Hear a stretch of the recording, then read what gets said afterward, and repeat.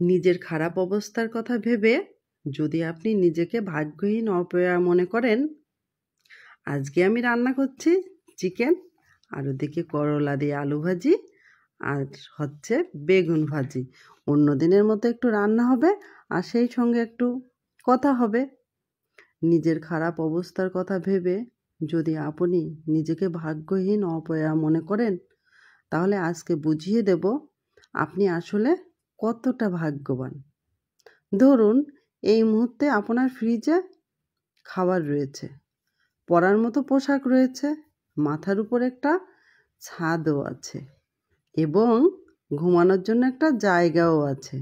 তাহলে আপনি পৃথিবীর ৭৫% লোকের চেয়ে ধনী। আর যদি আপনি দেখা যাচ্ছে কি ইচ্ছা মতো খরচ করার মতো টাকা আছে, যেখানে খুশি সেখানে যাওয়ার মতো স্বাধীনতা রয়েছে, তাহলে আপনি ১৮% ধনীর ব্যক্তিদের মধ্যে একজন।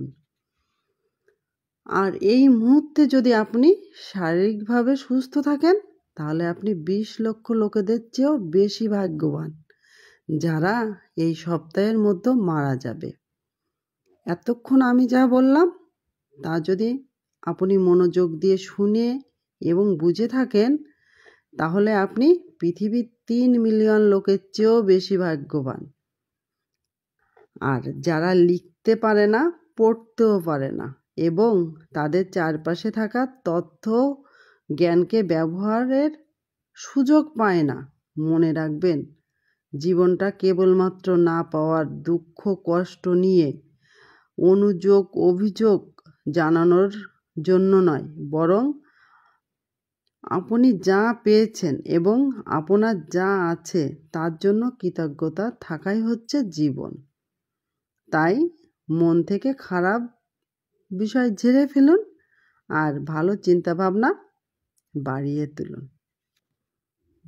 সামান্য একটু কথা আপনাদের মাঝে বললাম, জানি না সবার কেমন লাগবে।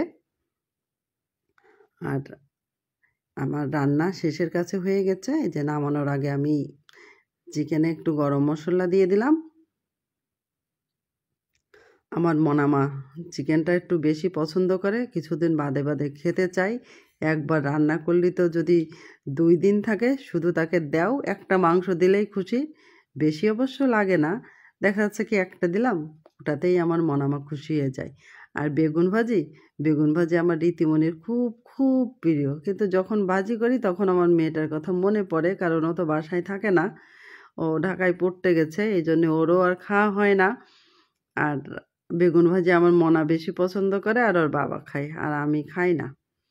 আর এদিকে করলাটা ভাজি করছি, তা কড়াইটা অনেক গরম হয়েছিল।